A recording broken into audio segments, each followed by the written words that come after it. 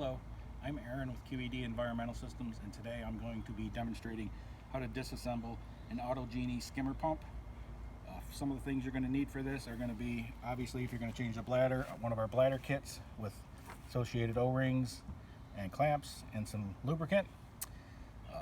You're going to need, this is a 1/4 inch T with 3 1/4 inch nipples for taking your inlet off, and some associated hand tools. I'm going to start by taking off the below the check valve. I'm going to take off the inlet so we can access the bottom portion of the pump. This helps if you have a vise. I'm actually using a wrench, crescent wrench. Just want to inspect the components as you go, make sure nothing's needing repair. Now I'm going to take out my screws. This is a 3/8 hex.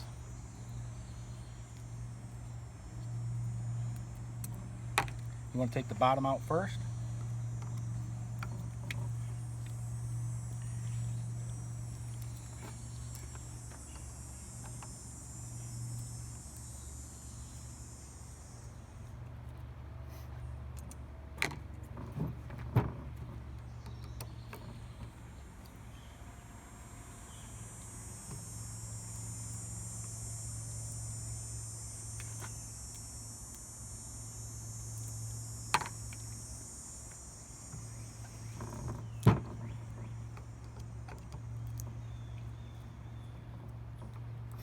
Once you have these removed,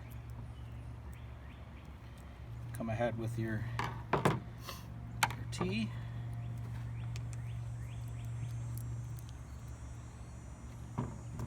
Preferably, in a perfect world, when you pull on this, you want to get the block off to the side and it stays in place. This one's wanting to suck back in, so I'm going to use just a little tool to keep that in place. There we go. There's definitely a pinch hazard associated with this, so just use caution. So now I'm going to use a pick. Sometimes these will squeeze, you can get those off, cut them, whatever you got to do to get them off. Just be aware that there is a pinch hazard with these O-rings.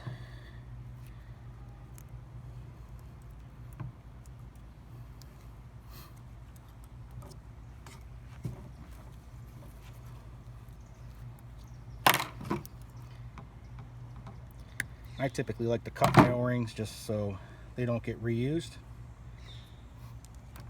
Okay, now that we have those out, now we can take off our uppers, and we should be able to slide the casing off of the bladder.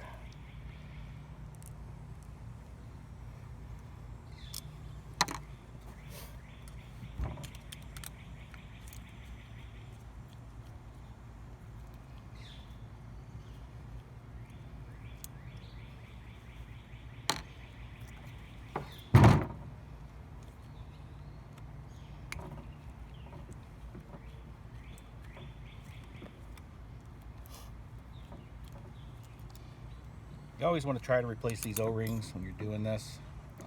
It's a performance issue with the pumps. If there's any leakage at all, you want all the air that goes into the cavity of this bladder pump to squeeze that bladder, and you don't want anything escaping out of the casing.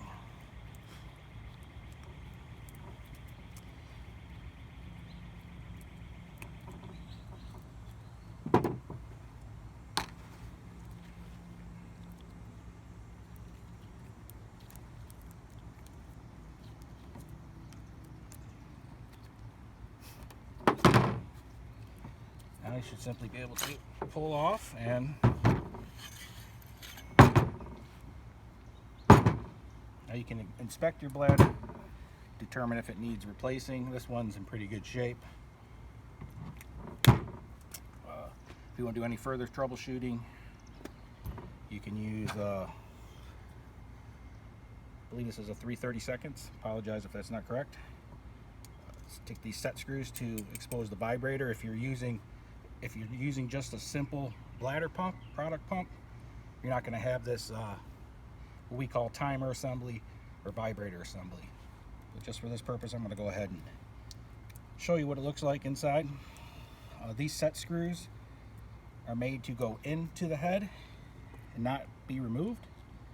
So keep that in mind if you're ever troubleshooting or looking inside this pulsar unit or this vibrator here. It's basically a timer with controls air in and air out and product out.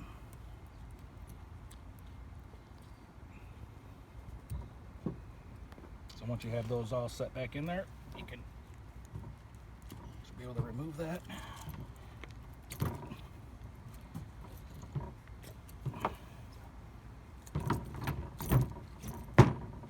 And there's your vibrator assembly. You can replace any necessary hoses that may have failed. Actually, the vibrator, if it has failed. So that does it for disassembly. When I come back, I'm going to do our follow-up to this. It's going to be reassembly. So thank you and have a great day.